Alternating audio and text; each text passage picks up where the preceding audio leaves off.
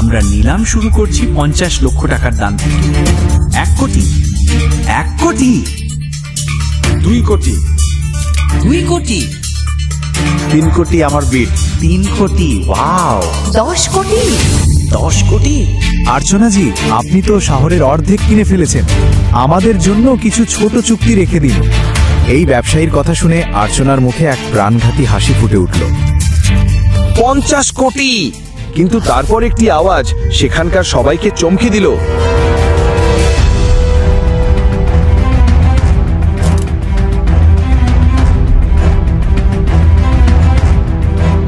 সরাসরি 50 কোটি? উনি কে? ওহ, উনি তো সেই ডেলিভারি বয় অভিনব। ওর কাছে 50 কোটি এলো কোথা থেকে? কোট প্যান্ট পরে এসেছে বলে কেউ চিনতে পারছে না। হ্যাঁ, ঠিকই তো, 2 দিন আগে আমার অফিসে লাঞ্চ ডেলিভারি দিতে এসেছিল।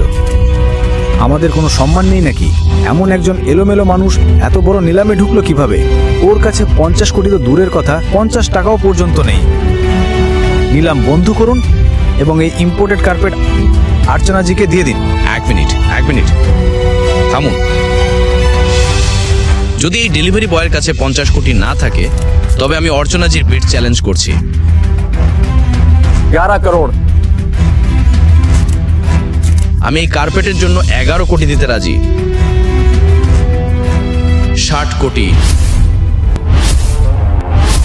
আরে ডেলিভারি বয়, পাগল হয়েছো নাকি? 60 কোটি কোথা থেকে আনবে? এটা নিলাম শিশুদের খেলা নয়।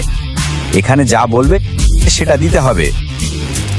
মুহূর্তের মধ্যেই অভিনব একটি চেক বই বের করলো এবং 60 কোটির একটি চেক সই করতে শুরু করলো। মনে হচ্ছে এই ডেলিভারি বয় জেলে যাওয়ার ইচ্ছে পোষণ করছে।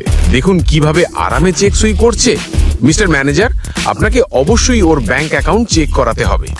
সে যখন চেক লিখছিল, সেখানে উপস্থিত প্রত্যেকেই তাকিয়েছিল এবং সম্পূর্ণ হতভম্ব ছিল।